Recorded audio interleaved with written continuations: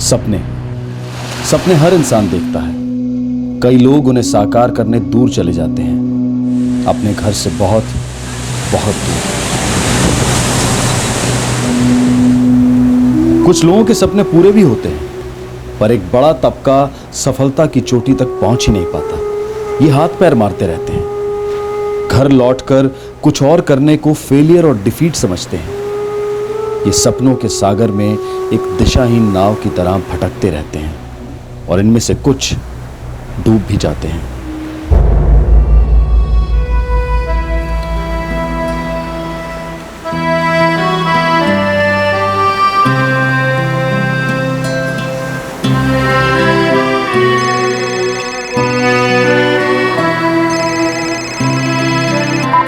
मुझे मिलना है। कोई फायदा नहीं है काजल। प्लीज काजल, तुम समझती क्यों नहीं हो? अपनी रिलेशनशिप खत्म, दी एंड। आइंदा मुझे कभी फोन मत करना।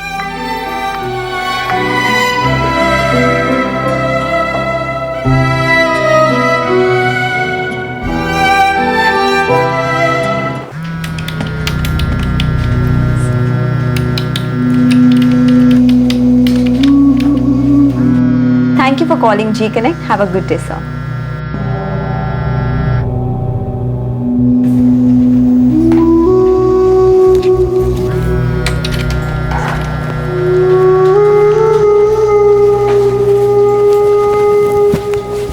हाँ काजल, बोलो। सोनिया, मिल सकती हो? काजल, मैं ऑन कॉल पे हूँ। सोनिया प्लीज थोड़ी देर के लिए मिलो, बहुत डिप्रेस फील कर रही हूँ मैं। काजल, तुम खुद से हैंडल करो। मैंने तुम्हें कितनी बार समझाया, मेरी शादी होने वाली है। मैं नहीं चाहती मेरा फियांसे तुमसे मिले।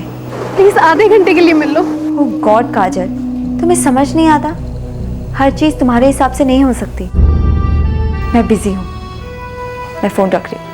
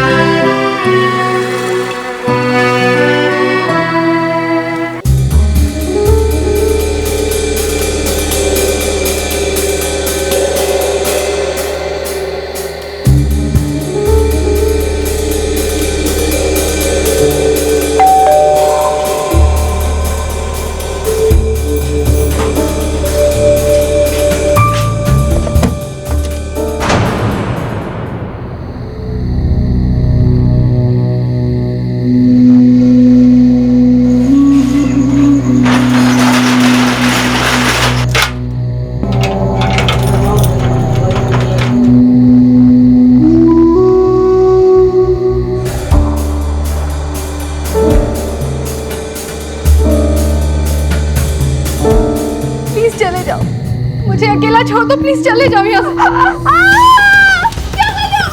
छोड़ो मुझे। बचाओ!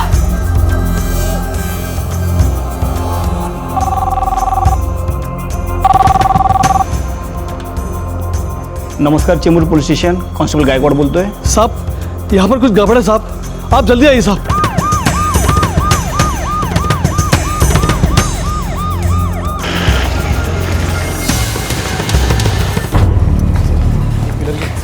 ये वाला साहब मी फोन केला होता साहब। साहब यह घर है साहब, जहाँ से चीखने की आवाज आ रही थी। ये वाला? जी साहब।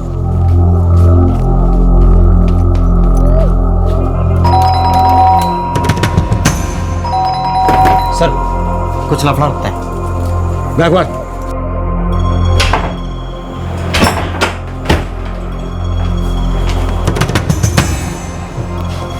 सर यहाँ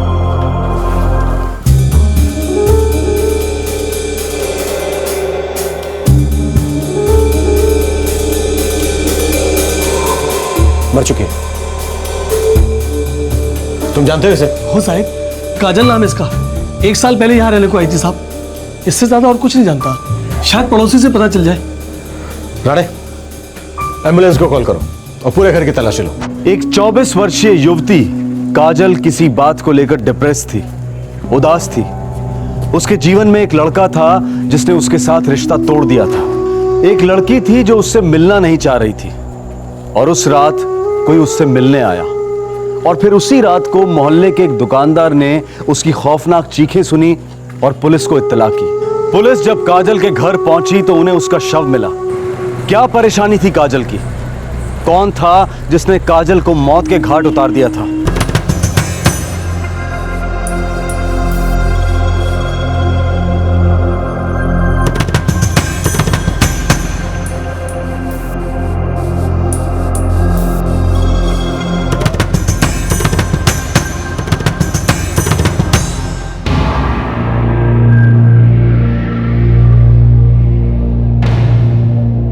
नहीं साहिब, ऐसा कुछ मालूम नहीं इसके बारे में। ज्यादा ना तो किसी से बात करती थी और ना ही किसी से लेना देना था इसका। हाँ साहब, मैंने सुना तो था किसी बार में नौकरी करती थी, कुछ डांसर वांसर थी शायद। अकेली रहती थी? हाँ साहब, 1 साल से यहीं किराए पर रह रही थी। मकान मालिक कहाँ रहता है? इधर ही चेंबूर में आरके स्टूडियो के पास। नंबर है उसका किसी के पास? मेरे मिस्टर जानते हैं उनको, उनके पास हो सकता है नंबर। साहब, दरवाजा अंदर से बंद था और जिस कमरे से लड़की की लाश मिली है उसकी खिड़की खुली हुई थी। खूनी वहीं से भागा होगा। हो सकता है सर, मैंने फॉरेंसिक वाले को मैसेज दिया है, फिंगरप्रिंट्स मिल सकते हैं खिड़की से। गुड। लड़की का फोन भी मिला है सर। फोन रिकॉर्ड्स मंगवाओ। डेथ स्ट्रैंगुलेशन से हुई है। गला इतनी मजबूती से घोंटा गया कि विंड पाइप्स तुरंत कुचल गई। 1-2 नाखून भी टूटे हुए हैं। झड़प तो मिनिमल थी, बट अटैक करने वाला फिजिकली बहुत स्ट्रांग रहा होगा। तो क्या हम ये मान के चलें कि अटैकर मेल था? सॉरी, इस स्टेज पे मैं सिर्फ इतना कहूंगा कि अटैक करने वाला फिजिकली बहुत स्ट्रांग था। मेल या फीमेल ये नहीं कह सकते। काजल शर्मा नाम है सर। ये एग्रीमेंट था उसके साथ 11 महीने का, लीव एंड लाइसेंस का। परमानेंट एड्रेस जम्मू का है? हो सर। और विटनेस है मोना कपूर, गौरी चिकलीकर, रचना गुहा। कौन है ये लोग? काजल की फ्रेंड लोग थी सर। जिस ऑर्केस्ट्रा में काजल काम करती थी वहीं ये तीनों भी काम करती है। कैसा ऑर्केस्ट्रा? रेस्टोरेंट था कोई, बार एंड रेस्टोरेंट। बार और रेस्टोरेंट। साहब, अरे लड़की जम्मू की है। मेरे ख्याल में उसके घर वालों को इन्फॉर्म कर देना चाहिए, साथ ही उन तीनों लड़कियों को भी जो उसके साथ बार ऑर्केस्ट्रा में काम करती थी। हो साहब।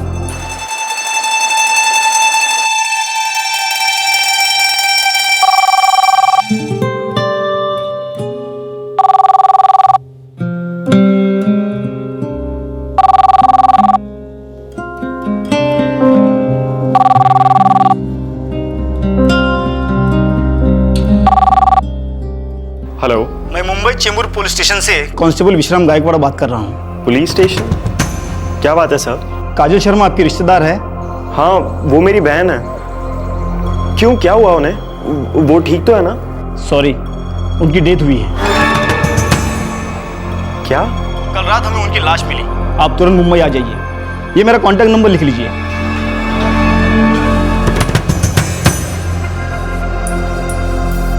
राहुल, क्या हुआ बेटा? किसका फोन था? मुंबई से फोन था। बात क्या बेटा? काजल दी। काजल दी। क्या हुआ काजल को? क्या हुआ मेरी काजल को? राहुल, तू कुछ बोलता क्यों नहीं? बता ना। 3 रातों से काजल काम पर नहीं आई, ऑफ लिया था उसने। ऑफ क्यों लिया था? कोई खास वजह? सर, उसकी अपनी कुछ पर्सनल टेंशन थी। कैसी टेंशन? हमारे बार में कस्टमर था, काजल का उसके साथ खूब चल रहा था। नाम क्या है उसका? कोई नंबर है उसका आप लोगों के पास? सर, पंकज नाम था उसका, और नंबर तो नहीं मालूम, लेकिन वो 1 साल से हर दिन आता था और हर किसी को मालूम है कि वो खास काजल से ही मिलने आता था। सर, ये 2010 की बात है। तब काजल हमारे साथ रहती थी, हमारे फ्लैट में। फिर 1 साल पहले वो चली गई। हमको कुछ बताया नहीं, लेकिन हमको फुल डाउट था कि उसका उस कस्टमर के साथ फुल टू अफेयर चल रहा है। सर, हमें लगता है कि उसको चेंबूर वाले रूम के लिए उसी ने पैसे दिए होंगे। कभी उसने कुछ जिक्र नहीं किया वो कौन है, करता क्या है, कहाँ रहता है? कुछ भी नहीं? नहीं सर, हम तीनों आपस में उसे गूंगी बोलते थे, क्योंकि उसने कभी कुछ पर्सनल बात शेयर नहीं की हमसे, कभी कुछ नहीं बताया हम लोगों को। ठीक है, थैंक यू। अब तुम तीनों जा सकती हो, जरूरत पड़ी तो दोबारा बुलाएंगे। Thank you sir. गाने, ये लड़कियां बता रही हैं कि काजल का किसी के साथ अफेयर था। अच्छा सर, ये फिंगरप्रिंट की रिपोर्ट आ गई जो खिड़की पे थे, किसी आदमी के हैं।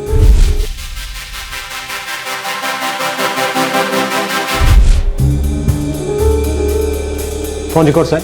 अगर ये वही आदमी है जिसका काजल के साथ अफेयर था तो रेगुलर फोन और एसएमएस में होंगे। सेल नंबर ट्रैकिंग पे डाल दिए सर, वो बंदा जल्दी मिल जाएगा। काजल के घर वाले कब आ रहे हैं? उन्हें खबर कर दी है साहब, कल तक मुंबई टच होने चाहिए।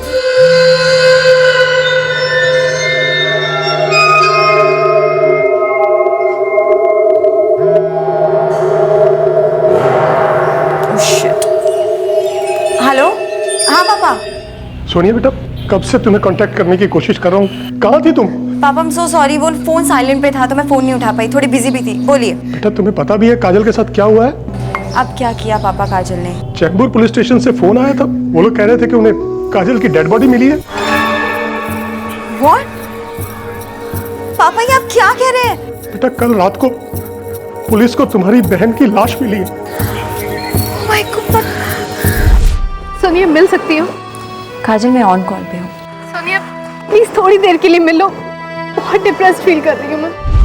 पापा पापा पुलिस क्या कह रही थी? उन्होंने एग्जैक्टली क्या कहा? यही कहा बेटा कि उन्हें काजल की डेड बॉडी मिली है। बेटा राहुल मुंबई की टिकट कराने गया है। पापा मुझे तो यकीन ही नहीं हो रहा। वो तो हमें भी नहीं हो रहा बेटा, और समझ में ये नहीं आता कि उन्होंने तुम्हें कांटेक्ट क्यों नहीं किया, उन्हें हमारा नंबर कैसे मिल गया, तुम्हारा क्यों नहीं मिला? I don't know पापा, मुझे नहीं पता, मुझे कुछ नहीं पता पापा। बेटा तुम इमीडिएटली पुलिस स्टेशन जाओ। सोनिया बेटा हम कल सुबह तक पहुंचते हैं। हाँ पापा। पापा पापा मम्मा ठीक है ना?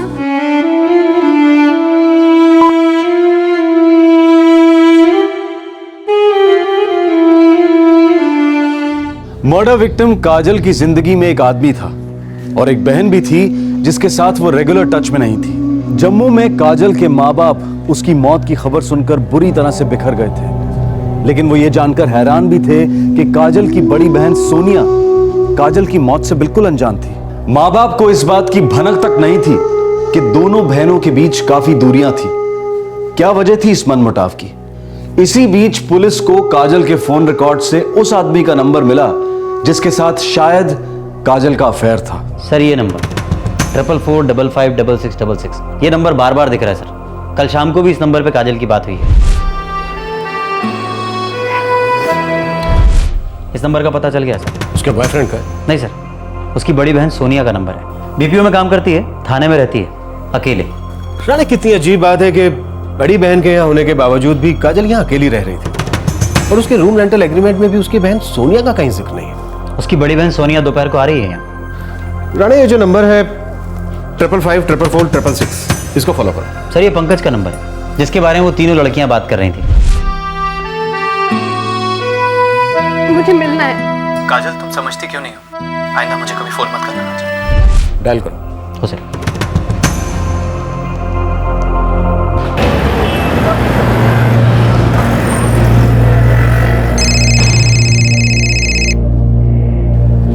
हेलो, चेंबूर पुलिस स्टेशन से बोल रहा हूँ। आपका नाम? जी मेरा नाम पंकज गाडगिल है। बोलिए क्या बात है? काजल शर्मा फ्रेंड है आपकी, खास दोस्ती? जी मतलब मैं उसे जानता हूँ। कल शाम को बात हुई थी आपकी उससे? सर उसने मुझे फ़ोन किया था। आप प्लीज़ बताइए ना क्या बात है। इस वक्त कहाँ हैं आप? जी मैं पूना में हूँ। दरअसल मैं पूना को ही बिलोंग करता हूँ, यहीं का हूँ। आपको मुंबई आना होगा, मिलना है आपसे। सर मुझे लगता है यही हमारा बंदा है। पुणे पुलिस को इन्फॉर्म करो, वहीं धर दो, वहीं जाकर इससे हाय हेलो करेंगे।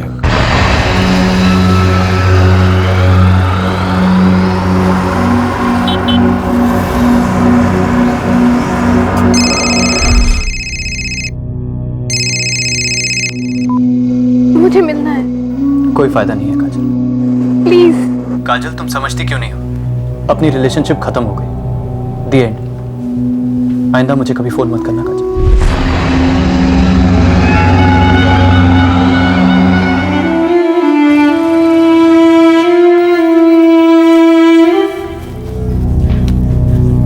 पापा आज शाम की फ्लाइट की टिकट्स मिल गई हैं। राहुल तुम तो बार बार मुंबई आते जाते रहते थे ना।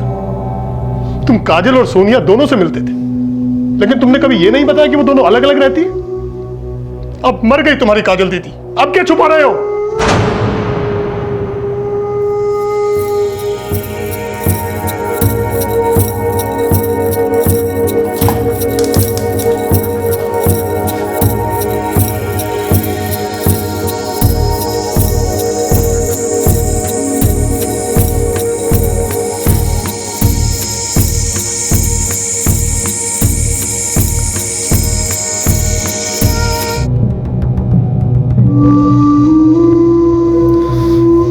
मुझे और सोनिया दी को हिम्मत ही नहीं हुई कभी आप लोगों को बताने की कि काजल दी क्या काम करती हैं। क्या क्या काम करती थी काजल? बोलना। माँ वो एक बार में डांसर थी।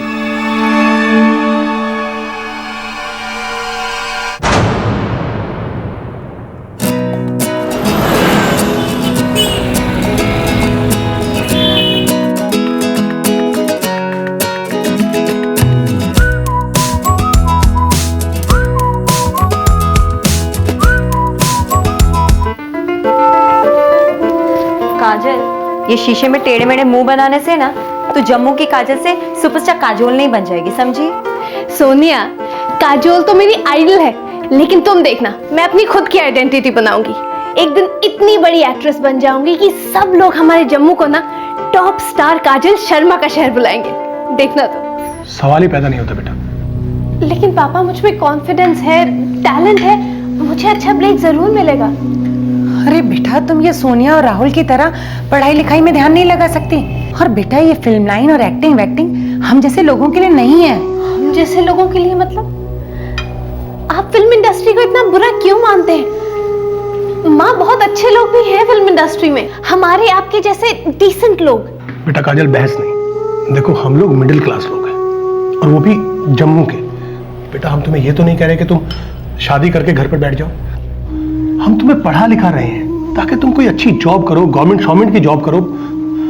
कल को तुम अपने होने वाले पति का हाथ बटाओगे, और जिस घर में जाओगी उस घर में तुम्हारी इज्जत बढ़ेगी। बेटा पापा, जब भी किसी एक्टर ने अपने घर वालों को बताया होगा कि वो एक्टर बनना चाहता है, तो ज्यादातर घर वालों ने अपोज ही किया होगा ना। लेकिन एक बार वो सक्सेसफुल हो जाते हैं, कामयाबी मिल जाती है उनको, तो सब कुछ बदल जाता है। काजल मुंबई अच्छे को रुला देती है। तेरी जैसी कितनी सारी लड़कियां जो रोज हीरोइन बनने जाती हैं वहां पर। मुंबई फिल्म इंडस्ट्री में एक्चुअली कितनी हीरोइंस है बता? मुश्किल से 1 दर्जन। उनमें से आधी लड़कियां तो बड़ी बड़ी फिल्मी फैमिलीज को बिलोंग करती है, या फिर miss universe, miss world, miss ये मिस वो। तुझे रियलिटी नहीं पता है। सोनिया, मैं सिर्फ एक रियलिटी जानती हूँ, और वो ये है कि मैं पैदा हुई थी बड़े पर्दे पे अपना टैलेंट दिखाने के लिए। आप लोग मेरी फैमिली होते हुए मेरी विल पावर को नहीं जानते हैं क्या? मैं प्रूफ कर सकती हूँ, मैं करके दिखाऊंगी। प्लीज पापा, जाने दीजिए ना, प्लीज। बेटा, मैंने अपनी बात कह दी है। देखो दी, आपको एक्टिंग का इतना शौक है तो आप जम्मू में कोई टीवी सीरियल कर लो ना, बेस्ट रहेगा। मुझे बॉलीवुड में काम करना है, ये सीरियल वीरियल में काम नहीं करना है। अब पापा प्लीज हाँ कह भी दीजिए ना। मैं तुम्हें लास्ट टाइम बोल रहा हूँ बेटा, नहीं। ये फेयर नहीं है पापा। सोनिया को जो पढ़ना है वो पढ़ सकती है, राहुल के लिए भी सेम टू सेम। लेकिन जब मुझे कुछ करना होता है तो आप सब लोग खड़े हो जाते हैं मुझे लेक्चर देने के लिए। मुझे जो करना है वो मैं क्यों नहीं कर सकती पापा? क्योंकि बेटा, तुम इन दोनों की तरह पढ़ना लिखना नहीं चाहती हो। तुम तो अपनी तकदीर के सपने खुद लिखना चाहती हो, जिसके लिए हम तुम्हें अलाउ नहीं करेंगे। ठीक है, मत कीजिए अलाउ। मैं अलाउ करती हूँ। मैं अपने आप चली जाऊंगी मुंबई, मुझे किसी की परमिशन नहीं चाहिए। अरे अब ये पागलों वाली बातें मत करो। धमकी नहीं देते, माँ बाप को धमकी देना कोई अच्छी बात नहीं है। पापा, मैं सिर्फ आपका सपोर्ट मांग रही हूँ। मैं लाइफ में कुछ बनना चाहती हूँ, कुछ करके दिखाना चाहती हूँ।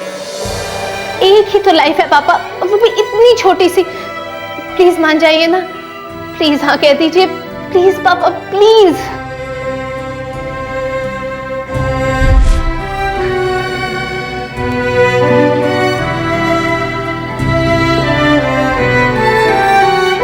एक्ट्रेस बनने चली थी, बॉलीवुड स्टार, और डांस मार के एक डांसर बनकर रह गई मेरी बेटी। ये सब कैसे हुआ ना? पापा, मुझे भी सिर्फ पिछले साल ही पता चला, तब सोनिया दी का बॉयफ्रेंड हुआ करता था। सोनिया का बॉयफ्रेंड?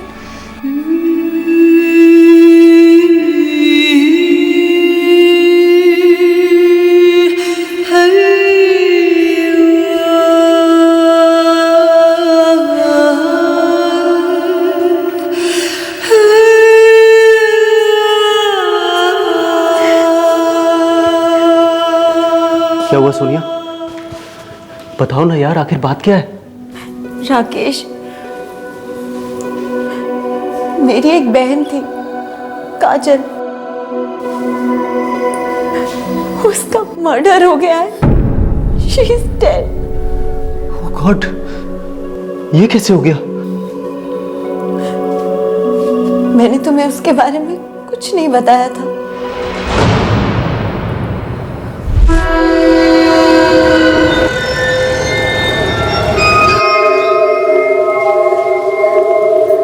सोनिया दी, ये क्या बात हुई? आप राकेश से काजल दी के बारे में क्यों नहीं बता रही हैं? क्योंकि रेपुटेशन राहुल, यही सब कुछ होती है। मैं यहाँ पे एक डिसेंट जॉब करती हूँ, राकेश एक टीम लीडर है, अच्छी सैलरी कमाता है, लोग मेरी यहाँ पे रिस्पेक्ट करते हैं। तो दी, काजल दी ने ऐसा क्या किया जो रिस्पेक्टेबल नहीं है, जिसकी वजह से आप उसे अपने फ्रेंड से भी नहीं मिलवाना चाहती? तुम्हें वाकई नहीं पता राहुल कि तुम्हारी काजल दी क्या करती है? मुझे नहीं मालूम है, इसलिए तो मैं आपसे पूछ रहा हूँ ना। तेरी काजल दी एक बार डांसर है। क्या? क्या हुआ? हो गई ना बोलती बात? कोई एक्टिंग नहीं करती तेरी काजल दी, ना ही किसी फिल्म इंडस्ट्री में स्ट्रगल कर रही है। एक चीप से बार में चीप लोगों के आगे डांस करती है और पता नहीं क्या क्या। छी सोनिया दी, आप ऐसे कुछ भी मत बोलो प्लीज। राहुल, तेरे छी बोलने से ये गंद कम नहीं होने वाली। तू एक बार उसके फ्रेंड से मिलेगा ना, तब सब समझ आ जाएगा। अब बता, कैसे बोलूं मैं राकेश को कि काजल क्या करती है? क्या सोचेगा वो मेरे बारे में, हमारी फैमिली के बारे में? हाँ,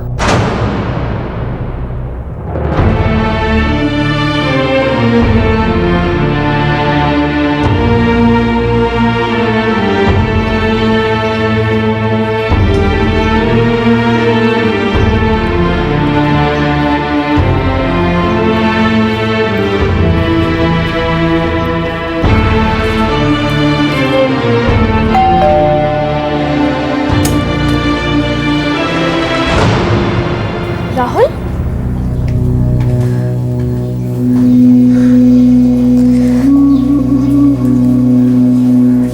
चलो अच्छा है राहुल, तुम्हें पता चल गया कि मैं क्या करती हूँ। दी, आप यहाँ पर एक्ट्रेस बनने आई थी ना?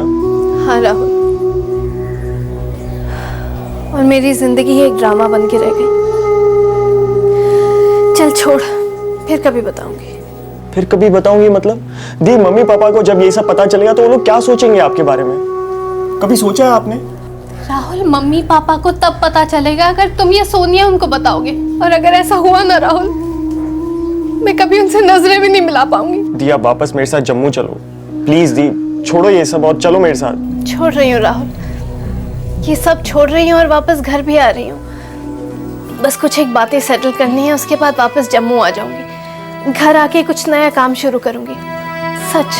दी, मैं पिछले 2 साल से मुंबई आ रहा हूँ, आपने मुझे कभी क्यों नहीं बताया इस बारे में? क्यों दी? क्योंकि राहुल, तब मैं वापस नहीं आना चाहती थी।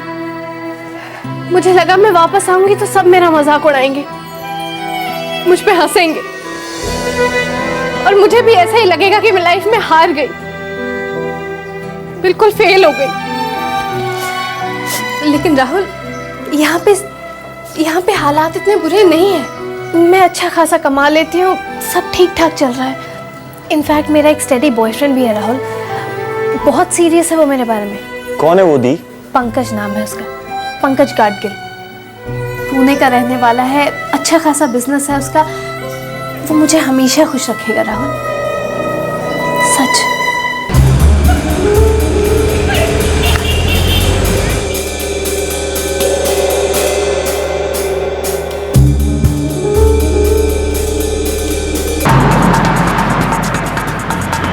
ओके सर, पंकज के फोन रिकॉर्ड्स और टावर के लोकेशंस बहुत जल्द हमारे पास होंगे। फिर पंकज हमारे पास होगा। Good job Rane.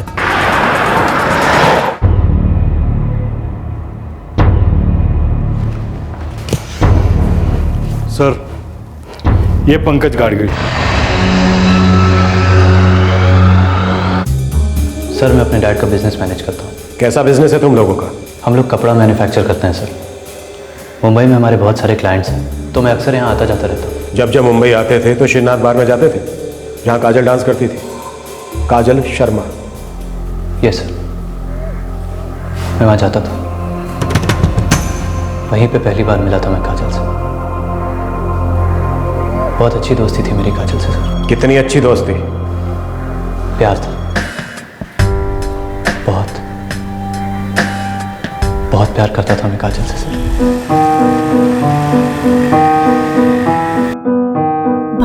सभी लोग ये कहते हैं, I love you, I love you. 3 drinks पीने के बाद ये 3 वर्ड्स लोग बड़े आराम से बोलते हैं, पर लव क्या होता है किसी को नहीं पता। लेकिन मैं इतना जानता हूँ काजल कि मैं मेरे लव को आगे ले जाना चाहता हूँ। मतलब किसी और बड़े होटल रूम में? काजल मैं तुम्हें कैसे समझाऊं? मैं तुम्हारे साथ। हाँ पंकज, सुन रही हूँ मैं। काजल मैं चाहता हूँ कि हम दोनों साथ रहें। तुम्हारी शादी के बाद भी? ओफो काजल, तुम मुझे कितना कम समझती हो यार।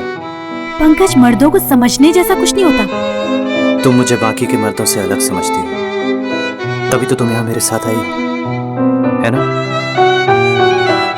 बोलो, सच की झूठ?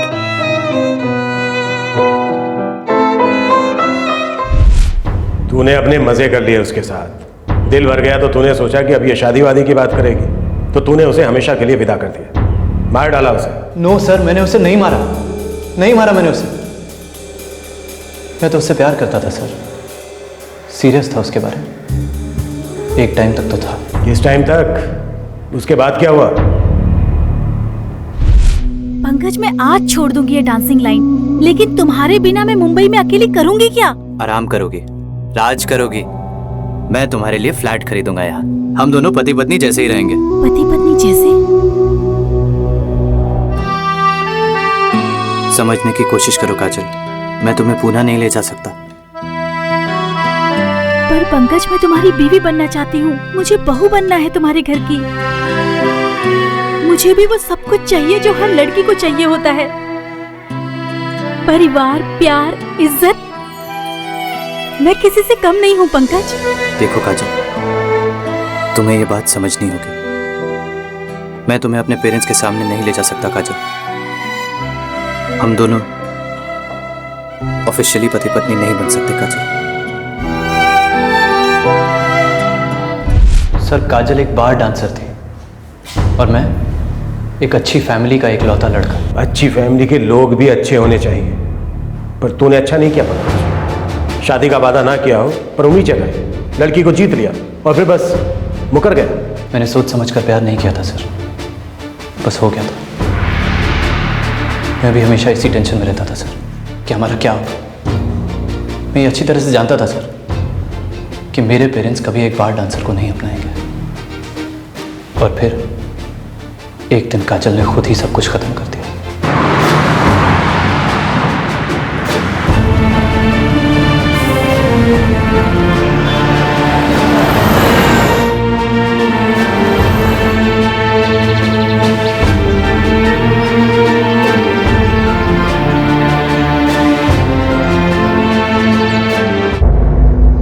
अच्छा, लेकिन पंकज ने तो तुम्हारे बारे में कभी कोई बात नहीं की।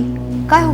हाँ, मैं जानती हूँ आंटी, और मैंने भी उसे ये नहीं बताया है कि आप लोगों से मिलने में यहाँ आ जा रही हूँ। अच्छा होता अगर तुम तब आती जब वो यहाँ होता घर पर। वो तो कभी नहीं हो पाता। आप लोगों से मिलाने अपने साथ वो मुझे कभी नहीं लाता, इसलिए मैं अकेली चली आई। तुम खुद अपनी शादी की बात करने आई हो? तुम्हारे माँ बाप कहाँ हैं? कहाँ से हो तुम लोग? करते क्या है? और तुम क्या करती हो?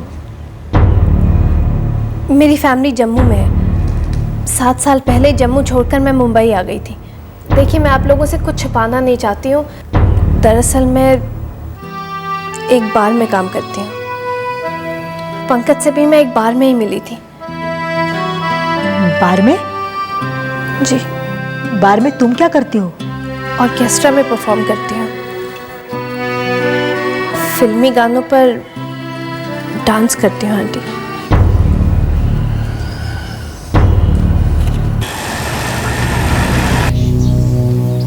कुछ बोलोगे नहीं पंकज? बस, आज के बाद हम कभी नहीं मिलेंगे।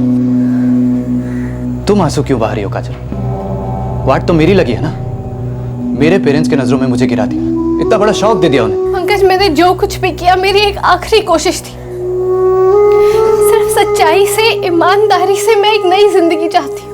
पंकज, तुम्हारे अलावा और तुम्हारे साथ के अलावा मेरे पास कुछ नहीं है नहीं काजल, था। क्योंकि मैं अब इस रिश्ते से आउट हूं काजल। मैंने तो तुम्हें ऑप्शन दिया था ना, मुंबई में रहो, बीवी बनकर, मंदिर में जाकर बाकायदा तुमसे शादी करता काजल। मैं पूना में कभी दूसरी शादी नहीं करता। बस तुम पूना नहीं आती, मैं यहाँ मुंबई तुम्हारे पास आता। और कल किसने देखा यार, शायद कल को मेरे पेरेंट्स भी एक्सेप्ट कर लेते तुमको, लेकिन नहीं, तुमने उस कल का गला घोंट दिया काजल। आज के बाद तुम कभी मुझे कांटेक्ट करने की कोशिश मत करना, मैं भी नहीं करूंगा। बाय।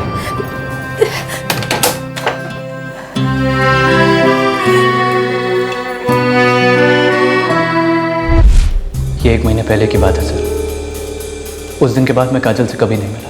वो हमेशा मुझे फ़ोन करती थी सर, पर मैं कभी नहीं उठाता था। फिर 2 दिन पहले शाम को उसने मुझे फ़ोन किया तो मैंने उठाया सर। मुझे मिलना है। काजल तुम समझती क्यों नहीं हो, अपनी रिलेशनशिप ख़त्म हो गई। दी एंड। आइंदा मुझे कभी फ़ोन मत करना काजल। जब उसका फ़ोन आया तो तू कहाँ पर था? पूना में था सर। मुझे तो पता भी नहीं था कि वो मर गई है सर। आप लोगों ने बताया तो पता चला सर।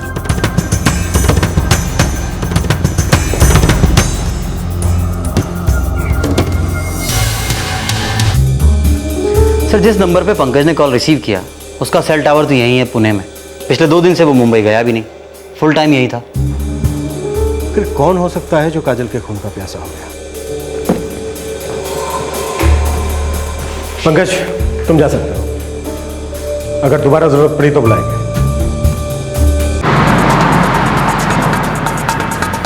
जाने, तुम बता रहे थे कि काजल की बड़ी बहन सोनिया काजल से कोई रिश्ता नहीं रखना चाहती थी। करेक्ट सर, वो नहीं चाहती थी कि उसके बॉयफ्रेंड को पता चले कि काजल क्या काम करती है, और काजल अपने प्रोफेशन को छुपाती नहीं थी।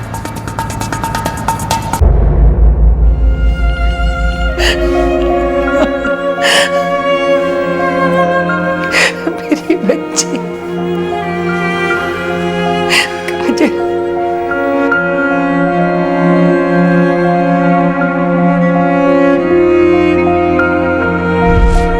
मैं प्रूफ कर सकती हूँ, करके दिखाऊंगी। प्लीज पापा जाने दीजिए ना, प्लीज।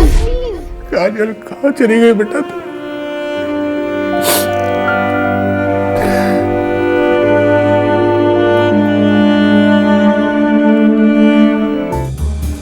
पंकज से ब्रेकअप के बाद काजल डिप्रेस थी। हो सके, सभी ऐसा कह रहे हैं। काजल अपनी लाइफ को लेकर नाखुश थी।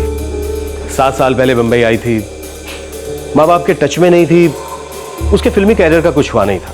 बड़ी बहन दूर रह रही थी, उसे उसके अपने दूर लग रहे थे, इसलिए उसने किसी को अपने पास नहीं आने दिया। बस एक पंकज था जिसे उसने अपने पास आने दिया।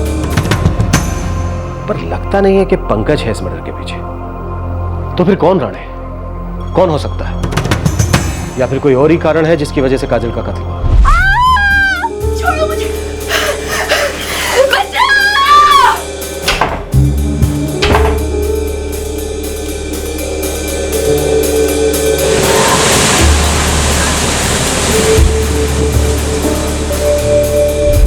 राणे, जितने भी लोगों के नाम आए हैं उनके फोन रिकॉर्ड्स और सेल टावर की लोकेशन निकलवाओ।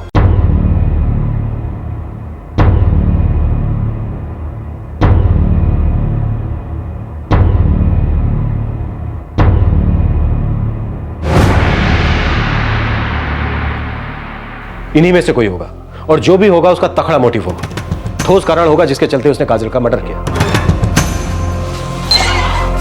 सर, काजल की बहन सोनिया, सोनिया का बॉयफ्रेंड राकेश और काजल का भाई राहुल, तीनों के फोन रिकॉर्ड्स हैं। और इनमें से कोई भी उस रात को काजल के करीब नहीं था। हो साहब, लेकिन ऐसा भी तो हो सकता है कि इनमें से ही कोई उसका कत्ल करना चाहता, पर खुद ना करके किसी किराए के हत्यारे का इस्तेमाल किया हो सकता है। राणे, काम करो, एक टीम बनाओ और हर एक फोन कॉल को स्कैन करो, अपने खबरी नेटवर्क को एक्टिव करो और पता लगाओ कि सुपारी की कोई बात लीक हुई है। हो साहब।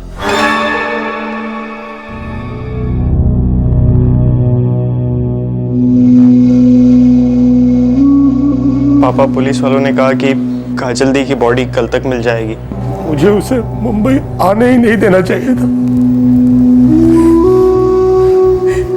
मैंने क्यों उसकी जिद के सामने घुटने टेके? क्यों?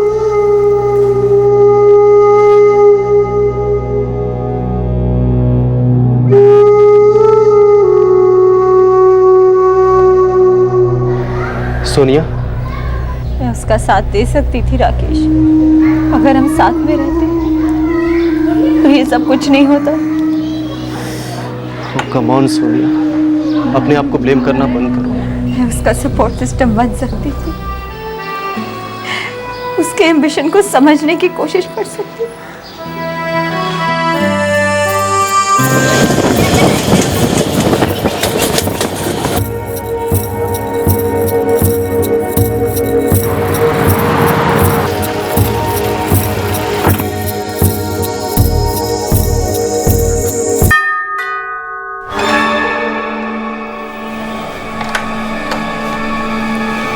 जी काजल है।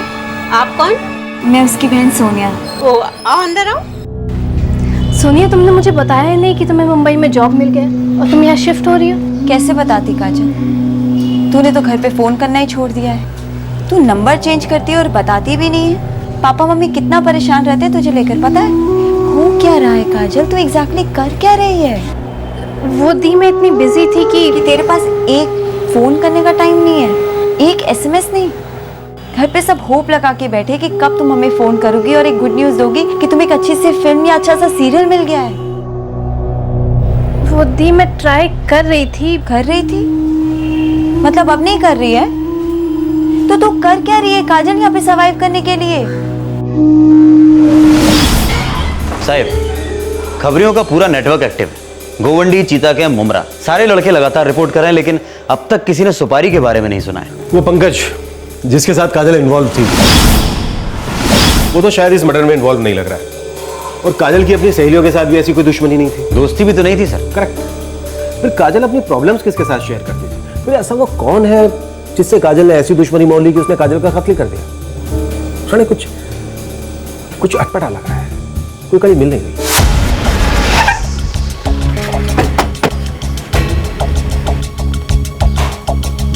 मैं पक्का बोल रहा हूँ साहब, मैंने उसकी चीखने की आवाज सुनी थी। और कोई आवाज सुना था? नहीं साहब, और किसी की आवाज तो नहीं सुनी। किसी को भागते हुए देखा? नहीं साहब, ऐसा होता तो मैं आपको पहले बता दिया होता। वो क्या है साहब, मेरी हालत बहुत खराब हो गई थी डर के मारे। आप लोगों को फोन करने के बाद मैं उधर ही छुप के बैठ गया कोने में। और जब तक आप लोग आए, मैंने उस दरवाजे से किसी को निकलते तो नहीं देखा। हाँ साहब, अंदर से चीखें कम हुई और फिर बाद में एकदम बंद, एकदम शांत।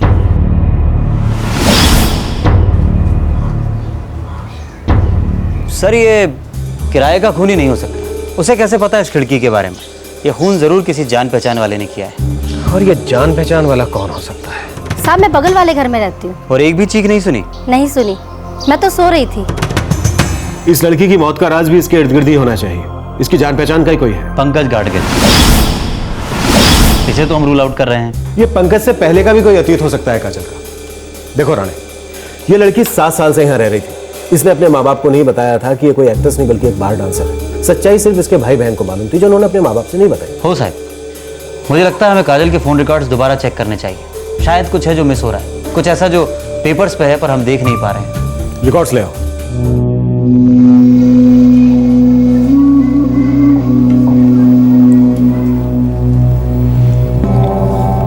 इतने बड़े शहर में तुम्हारी छोटी बहन रास्ता भटक गई थी और तुमने हमें बताना जरूरी नहीं समझा। यही संस्कार दिए थे हमने तुम दोनों बहनों को।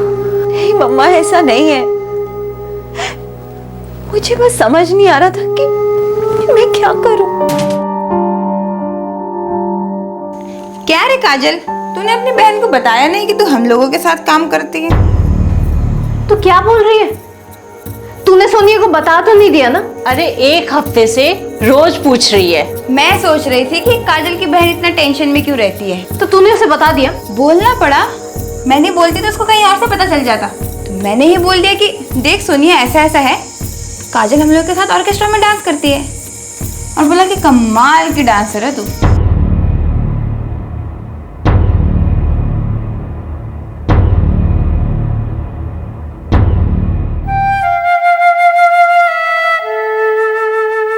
सोनिया, ये सब मैंने किया नहीं, ये सब मेरे साथ हुआ। मैं किसी से कुछ कह भी नहीं सकती थी। बस यही सोचती थी कि एक दिन मुझे एक बड़ा ब्रेक मिलेगा और मेरी लाइफ सेट हो जाएगी। पर बिना जॉब के मुंबई में सरवाइव करना इम्पॉसिबल हो गया था। कुछ भी उतना आसान नहीं था जितना मुझे लगता था। तो घर लौट आती स्टूपिड। कभी नहीं। अगर घर लौटती तो सारी जिंदगी यही लगता कि मैं फेल हो चुकी हूँ। मुझे किसी भी कीमत पर फिल्म इंडस्ट्री में एंट्री लेनी ही थी। तो मैंने सोचा कि अगर थोड़े टाइम तक सरवाइव करने के लिए करना पड़े तो यही सही। सपने, अरमान, एम्बिशन। मुझे लगा मेरे पास लुक्स है, टैलेंट है, आगे बढ़ने की एनर्जी है, तो मुझे काम जरूर मिलेगा।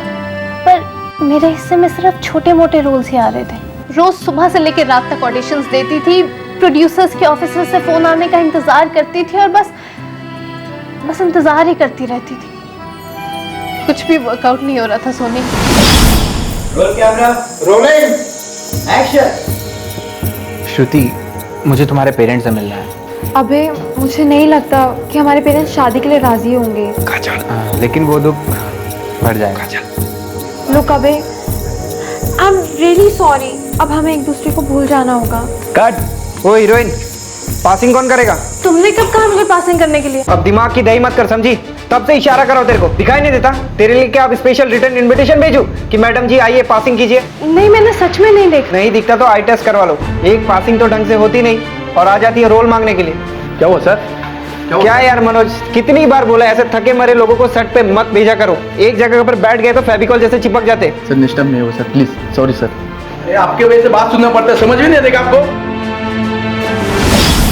मैंने जूनियर आर्टिस्ट का काम किया, क्या नहीं किया, लेकिन सर्वाइवल दिन ब दिन मुश्किल होता जा रहा था। कभी कभी तो लगता था सीधा जम्मू तवी एक्सप्रेस पकड़ूं और वापस घर आ जाऊं। पर फिर मोहल्ले वालों की हंसी सुनाई देती थी, रिश्तेदारों के ताने सुनाई देते थे कि देखो क्या करने निकली थी और तुम दबाकर वापस आ गई। पर तू बार डांसर कैसे बनी? कुछ साथ काम करने वालों ने सजेस्ट किया था और मुझे लगा कि पैसे अच्छे मिल रहे हैं, मेरे सर्वाइवल में हेल्प हो जाएगी, स्ट्रगल आराम से कर पाऊंगी, तो थोड़े टाइम के लिए कर लेती हूँ। पर सोनिया, स्ट्रगल कभी खत्म ही नहीं हुआ। हाँ, लेकिन जितने सपने थे, जितने अरमान थे, टाइम के साथ वो सब गायब हो गए। अब मुझे एक्ट्रेस बनना ही नहीं था, अब मुझे सिर्फ मुंबई में जिंदा रहना था। मुझे अभी भी नहीं पता सोनिया कि आगे मैं क्या करूंगी, कैसे करूंगी, मुझे कुछ नहीं पता। काजल, फ्रैंकली पूछो तो मुझे भी नहीं समझ आ रहा मैं क्या करूं, क्या कहूं। काश तूने मुझसे एक बार बात कर ली होती। लेकिन अब बता दिया ना तुम्हें सोनिया, और अब तुम आ गई हो तो शायद मैं कुछ और करने का सोच सकती हूँ। एक मिनट काजल, मैं एक फ्लैट ले रही हूँ किराए पे। यूँ समझ लो मैंने ले लिया है। मैं वहां रहूंगी अकेले। पर सोनिया, यहाँ पे जगह है। देखो काजल, मैं एक डिसेंट जॉब करती हूँ। मैं नहीं चाहती कि मेरे ऑफिस वालों को पता चले कि मेरी बहन एक बार डांसर है और मैं उसी के साथ रहती हूँ, उसकी सहेलियों के साथ जो उसके साथ बार में डांस करती है। आई एम सॉरी काजल।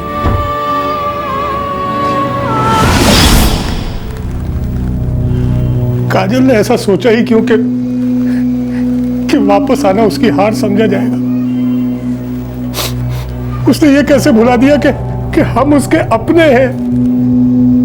अगर वो वापस आ जाती तो ज्यादा से ज्यादा मैं उसे डांट देता, लेकिन मैं जिंदगी भर उसका साथ देता और वो नए सिरे से कुछ स्टार्ट कर सकती थी।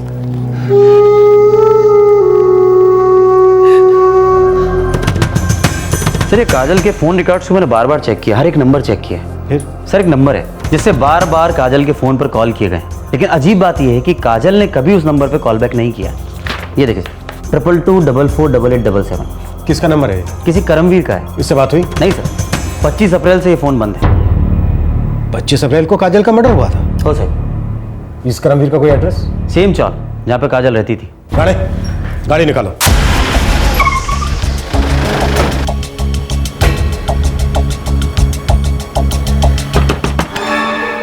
तुम करमवीर हो?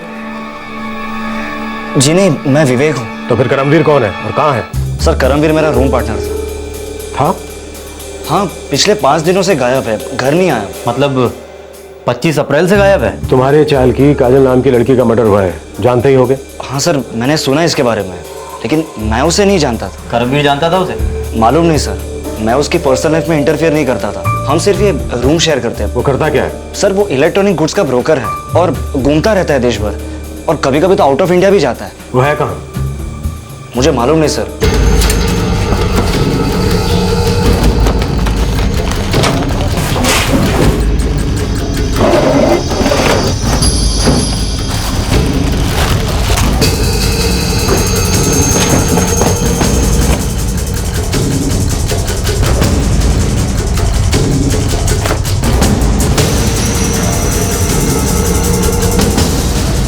सर सब कुछ यही है, ये पासपोर्ट भी।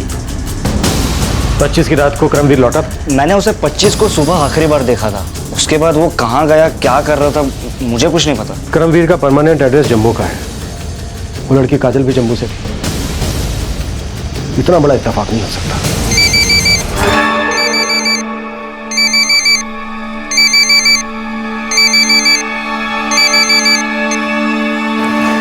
Yes inspector. किसी करमवीर को जानती हैं आप? करमवीर? करमवीर है ना, जम्मू से है। फोन रिकॉर्ड्स बताते हैं कि ये करमवीर आपकी बेटी के रेगुलर टच में था। ये लड़का भी जम्मू से ही बिलोंग करता है और ये रहता भी उसी चाल में है जहां आपकी बेटी काजल रहती थी। और ये 25 अप्रैल की रात से गायब है, यानी कि आपकी बेटी की कत्ल की रात से। हम तो किसी करमवीर रैना नाम के आदमी को नहीं जानते, ये नाम भी हम पहली बार सुन रहे हैं। मुंबई आने से पहले आपकी बेटी काजल का जम्मू में किसी के साथ कोई अफेयर था? नहीं इंस्पेक्टर साहब, हमारी जानकारी में तो ऐसा कुछ भी नहीं था। हाँ, अगर हमारी पीठ पीछे कुछ हो तो कह नहीं सकते। सर। हाँ राणे बोलो। सर जम्मू में करमवीर का एड्रेस ट्रैक डाउन हो गया, वहाँ की पुलिस को एक्टिवेट कर दिया। यहाँ से कुछ मिला? मुंबई से एक ट्रेवल एजेंट है, उसी चौल से ऑपरेट करता है। करमवीर की सारी टिकटिंग वही संभालता था।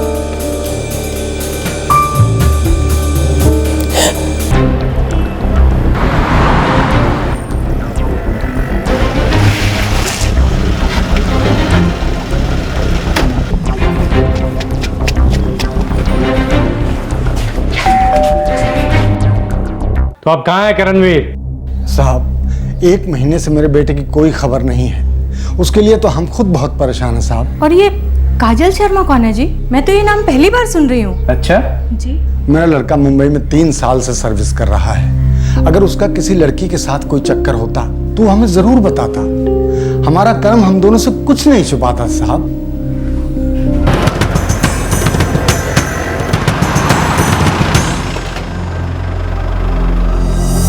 हाँ सर, करमवीर की सारी टिकट्स मैं ही बुक करता था। वो करता क्या है? ब्रोकर है, कंसल्टेंट भी है। कई बार दिल्ली, कोलकाता, दुबई, सिंगापुर आता जाता रहता था। तुम काजल शर्मा को जानते थे?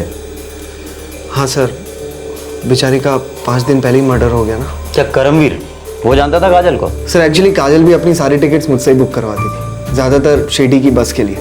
अब करमवीर और काजल के बीच में, हाँ सर, एक करीब 6 महीने पहले करमवीर ने काजल के बारे में मुझसे कुछ पूछा था। और बता भाई, इस बार कितने दिन के लिए जा रहा है? 2 क्लाइंट से मीटिंग है तो 1 हफ्ता तो कहीं नहीं गया। ऐसे ना तेरी पूरी दुनिया घूमता है तू। भैया दूर के ढोल सुहाने ही लगते हैं। हमसे पूछो, धोबी के कुत्ते बने हुए हैं, कोई एक जगह ठिकाना ही नहीं है। बाय गॉड यार, अगर दुबई, सिंगापुर कहीं कोई परमानेंट जॉब लग जाए ना, मैं तो इंडिया को टाटा गुड बाय बोल दूंगा हमेशा के लिए। हाय आकाश। अरे काजल। अच्छा, मंडे के लिए शिरडी की 2 टिकट्स चाहिए। तुम तो हमेशा 4 टिकट्स बुक करवाती थी ना, इस बार मामला कुछ चेंज हो गया क्या? ऐसा कुछ नहीं है, इस बार सिर्फ मैं और मोना जा रहे हैं, रचना और गौरी नहीं आ पाएंगे। मैं टिकट्स तुम्हारे रूम पर भिजवा दूंगा। Thank you, bye. कौन थी ये अपने चौल की लड़की थी, काजल शर्मा। तेरे जम्मू से ही तो है। क्या बात कर रहा है? जम्मू से? तो करती क्या है? बार में डांसर है। उसने मुझे ऐसे ही पूछा था। अब मुझे नहीं पता उसके बाद वो काजल से मिला होगा या नहीं। तुम करमवीर से लास्ट कब मिले थे? 10 दिन पहले। उसे ऑस्ट्रेलिया में जॉब लगा था, उसने वीजा के लिए भी अप्लाई किया था। वीजा मिला उसे? क्योंकि उसके घर से जो पासपोर्ट हमें मिला है उसमें ऑस्ट्रेलिया का वीजा नहीं है। जी नहीं सर, उसे वीजा नहीं मिला, प्रॉब्लम आ गया यार। वर्क वीजा ऐसे नहीं मिलता यार। तो ऐसा वैसा कुछ करना, भाई मेरी लॉटरी का टाइम आ गया है, वहाँ एक पार्टी है जो मेरा जॉब पक्का कर रही है, बस मुझे यहाँ से वर्क वीजा लगवाना है। ऑस्ट्रेलिया में अगर इमिग्रेंट वीज़ा चाहिए तो शादी कर लो। शादीशुदा कपल्स को सबसे पहला प्रेफरेंस दिया जाता है, और इमिग्रेंट वीज़ा मिलना मतलब फुल आज़ादी। फिर चाहे जो मर्जी कर ऑस्ट्रेलिया में, बाद में वहाँ की सिटीजनशिप भी ले सकता है तू, और सबसे पहले शादी। अब ये मत बोलना कि शादी के लिए लड़की भी मैं ही अरेंज करके दूँ। मैं सिर्फ टिकट्स और वीज़ा अरेंज करा सकता हूँ बॉस।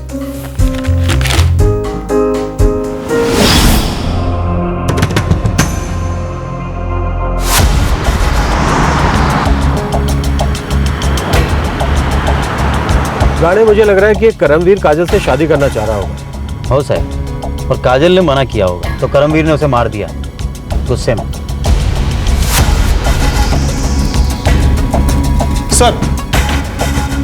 सर जम्मू पुलिस ने फोन किया था, करमवीर वहाँ नहीं मिला, और वहाँ उसका कोई क्रिमिनल रिकॉर्ड भी नहीं है। मुंबई में कोई रिकॉर्ड? यहाँ पर भी उसका कोई क्रिमिनल रिकॉर्ड नहीं है। अगर कोई रिकॉर्ड नहीं है, इसका मतलब वो मजा हुआ क्रिमिनल नहीं है। मर्डर के तुरंत बाद वो भाग गया, पासपोर्ट भी लेकर नहीं गया, डर गया होगा। वो काजल को अच्छी तरह से जानता था, पहले भी उसके घर जा चुका था। काजल ने दरवाजा खोलकर उसको घर के अंदर लिया होगा, और मर्डर करने के बाद वो खिड़की से कूदकर भाग गया। उसने अपना नंबर स्विच ऑफ किया है, लेकिन यह भी तो हो सकता है कि वो उसी मोबाइल में दूसरा सिम कार्ड डालकर इस्तेमाल कर रहा हो सकता है सर, मैं मोबाइल ट्रैकिंग पे डाल देता हूँ।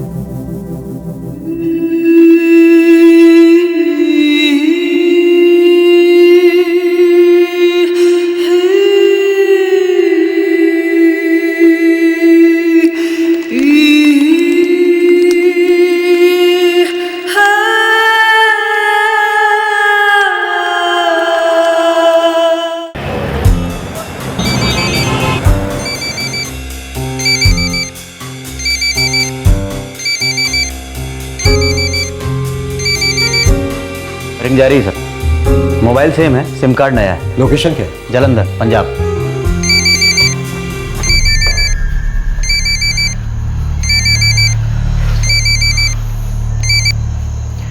हेलो, करमवीर। कौन बोल रहा है? कहाँ हो तुम करमवीर? तू कौन बोल रहा है बे? तेरी शामत आई है करमवीर, हम लोग तेरे पीछे साई की तरह लगे। तू ये बता, जालंधर में कहाँ है तू? काट दिया सर। जालंधर पुलिस को एक्टिव करो जल्दी, वो बचकर निकल ना पाए।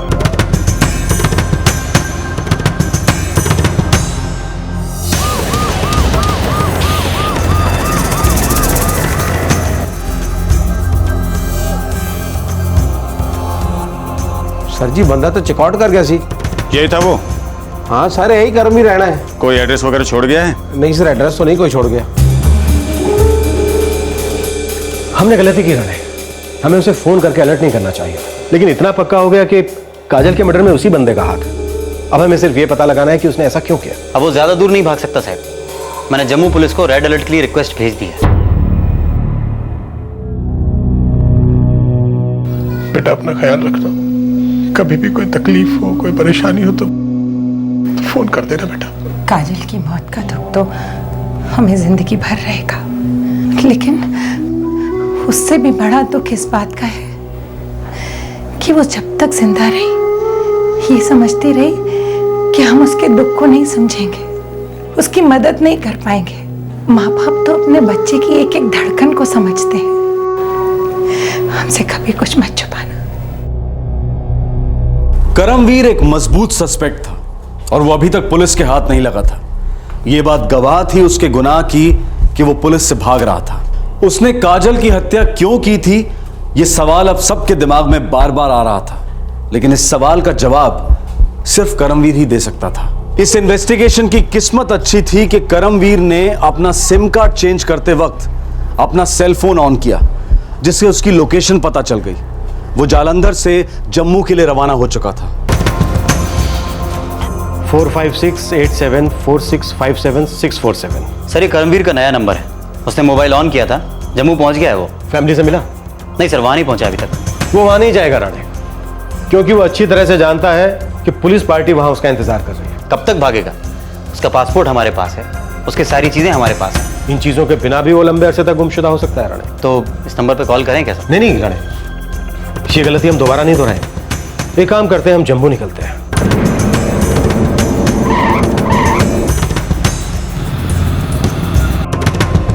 हमारे डिपार्टमेंट से आपको पूरा कोऑपरेशन मिलेगा sir. Thank you officer.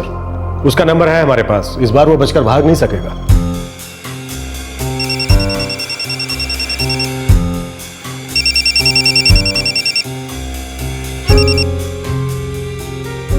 Hello जी 4568476767। जी वाजिद हसन बोल रहा हूँ गोल्डन ट्रेडर्स से। कौन चाहिए आपको, किससे बात करनी है? जनाब आपका ये नंबर लकी ड्रॉ में सिलेक्ट हुआ है। लेकिन आपको मेरा नंबर मिला कैसे? जनाब हमारा एक टेलीफोन कंपनी के साथ टाई अप है, हमने एक लकी ड्रॉ निकाला और आपका नंबर सिलेक्ट हो गया। अब आप इस लॉटरी के हकदार हैं। लॉटरी जीती है मैंने? जी हाँ, आपने 25,000 की लॉटरी जीती है। आप हमारे ऑफिस आ जाइए अपने सिम कार्ड का काउंटर फॉइल लेकर और अपना चेक कलेक्ट कर लीजिए। लेकिन आपका ऑफिस है कहाँ पे? नाज होटल में, गोल मार्केट के आगे, चौराहे के पास। ठीक है। ये ऑफर आज शाम को 6 बजे तक है, आप आ जाइए और आपका चेक बन जाएगा। ओके। पुलिस ने एक जाल बिछाया। ये जाल करमवीर को बहला फुसलाकर अपनी ओर लाने के लिए था। पुलिस कतई नहीं चाहती थी कि पहले की तरह इस बार भी करमवीर चौकन्ना हो जाए और अपना सिम कार्ड बदल ले। लेकिन क्या यह प्लान सफल हुआ?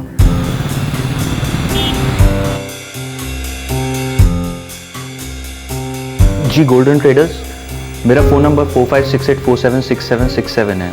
जी मुझे यहाँ से फ़ोन आया था एक लॉटरी के लिए। वेलकम करमवीर। लॉटरी यहाँ नहीं, मुंबई थाने में लगी है। देख करमवीर, सच सच बता दे कि तूने काजल के साथ क्या किया, नहीं तो तेरी तकदीर के साथ साथ खोपड़ी भी खुल जाएगी।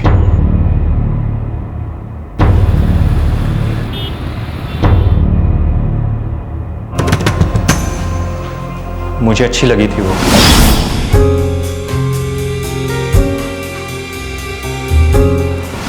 मैंने उसे अप्रोच किया। Excuse me. हाय। कौन हो तुम? मेरा नाम करमवीर है। करमवीर है ना? मैं यहीं इसी चौल में रहता हूँ। मैं भी जम्मू से हूँ। करते क्या हो तुम? मैं उससे मिलने का, बात करने का एक मौका नहीं छोड़ता था। वो मुझे दिन ब दिन और अच्छी लगने लगी थी। बहुत अच्छी लड़की थी वो। बहुत अच्छी लड़की थी, लेकिन तुझसे प्यार नहीं करती थी।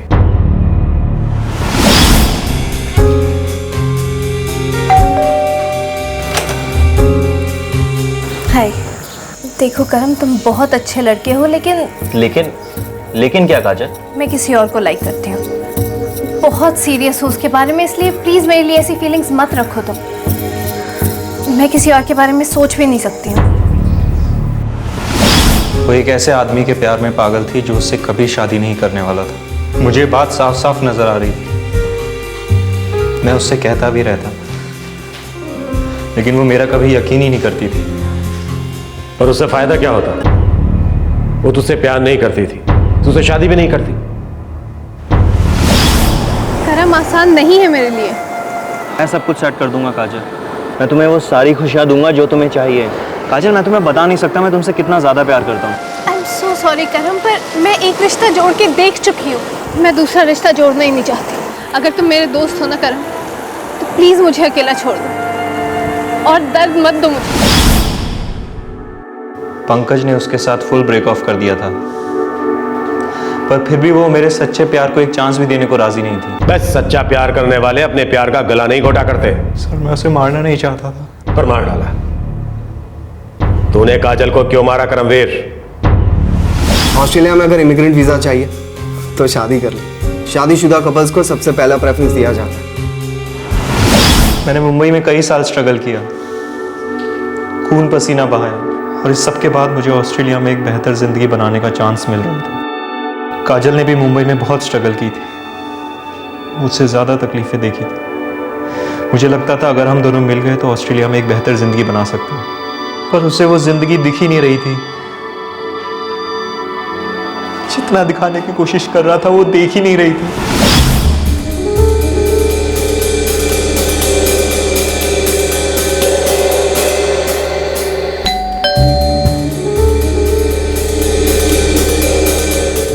नहीं करम, मुझे कोई बात नहीं करनी है, और अभी तो बिल्कुल नहीं। सुनो काजल, मेरी बात सुनो। हम दोनों ने इस शहर में अपने अपने सपनों को चूर होते हुए देखा है। वहाँ ऑस्ट्रेलिया में हम अपने नए सपने देख सकते हैं और उन्हें साकार भी कर सकते हैं। मेरे अब कोई सपने नहीं है करम। मेरे अंदर जो कुछ भी था सब चूर चूर हो गया है। तुम समझते क्यों नहीं हो? मेरे अंदर कोई फीलिंग्स नहीं बची हैं। सच तो ये है कि मैं जिंदगी में फेल हो चुकी हूँ और ये सच्चाई कभी नहीं बदल सकती। मेरे पास कोई चारा नहीं है।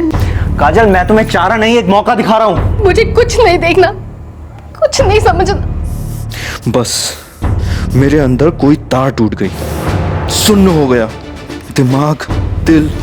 सर मैं मानता हूँ मैंने गुस्से में बहुत बड़ी गलती कर दी, पर मेरे दिल में उसके लिए नफरत नहीं थी सर। मैं उसे मारना नहीं चाहता, लेकिन उस पल में वो मुझे इतनी दूर महसूस हुई कि मैंने उसे मार डाला। मुझे ऐसा लगा कि जैसे उसे मार के वो दूरी हमेशा के लिए मिट जाए।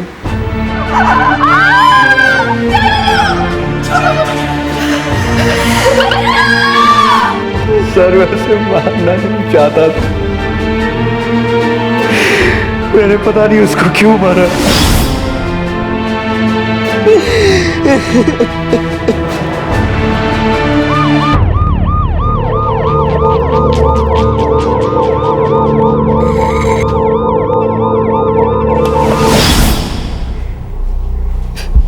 स्टेटमेंट लेकर इसके सिग्नेचर ले लो और कल कोर्ट में हाजिर करो इसे।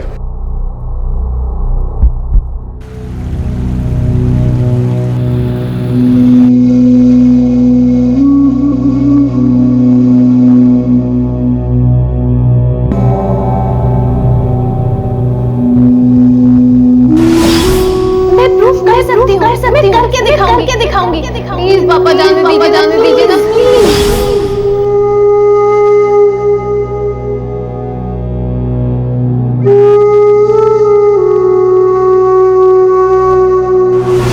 सोनिया थोड़ी देर के लिए मिलो डिप्रेस फील कर रहा है।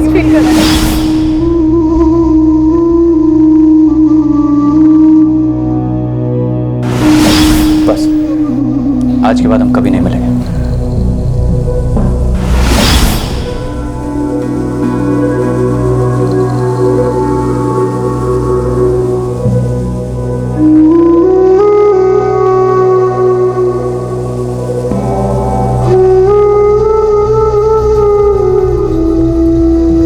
करमवीर इस वक्त पुलिस कस्टडी में है और उसके खिलाफ काजल के कत्ल के चार्जेस फाइल किए जा रहे हैं। हम सब के अपने अपने सपने और अरमान होते हैं, हम सब उन्हें पूरा भी करना चाहते हैं, लेकिन क्या वही लोग सक्सेसफुल कहलाते हैं जिनके सपने पूरे हो जाते हैं? अगर हमने एक बार कुछ ठान लिया लेकिन उसे पूरा ना कर पाने पर क्या हम वाकई फेल हो जाते हैं? क्या कोशिश करना अपने आप में जीत नहीं है? फर्ज कीजिए कि हम अपने टारगेट्स मीट नहीं कर पाते, पर हम उसे दुनिया से छुपाने की कोशिश में क्यों लग जाते हैं? फेल होना कोई गुनाह तो नहीं है, हो सकता है कि उसमें भी कोई सीख हो, शायद हमारी मेहनत में ही कोई कमी रह गई हो।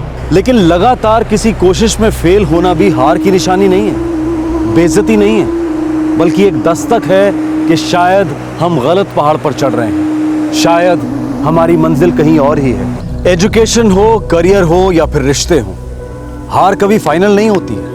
जिंदगी कई अपॉर्चुनिटीज ऑफर करती रहती है, लेकिन अगर किसी एक फेलियर की मायूसी की पट्टी आंखों पर बंधी हुई हो तो वो तमाम अवसर, तमाम मौके, सारी अपॉर्चुनिटीज नजरअंदाज हो जाती है। क्राइम पेट्रोल के मंच से हम युवा पीढ़ी से अपील करते हैं कि दोस्तों, फेलियर से होने वाले डिप्रेशन को अपनों के साथ शेयर कीजिए, अपने दोस्तों के साथ, अपनी फैमिली के साथ। शायद कुछ लोग ये कहेंगे कि देखा, मैंने तो पहले ही कहा था, लेकिन ये कहने वाले लोग भी कम नहीं होंगे कि कोई बात नहीं, तुमने कोशिश तो की, अब कुछ और करने में ताकत लगाते हैं और हम तुम्हारे साथ हैं। साथ ही हम पेरेंट्स से और बुजुर्गों से भी अपील करते हैं कि वो युवा पीढ़ी की भावनाओं की कद्र करें, नाकामयाबी में डटकर उनके साथ खड़े रहें। आज के कंपटीशन के जमाने में इससे बड़ा सहारा और कोई नहीं हो सकता। एक कहावत है कि सक्सेस के कई बाप होते हैं और फेलियर एक नाजायज बच्चा है, पर असलियत यह है कि फेलियर को जरूरत होती है कई बापों की,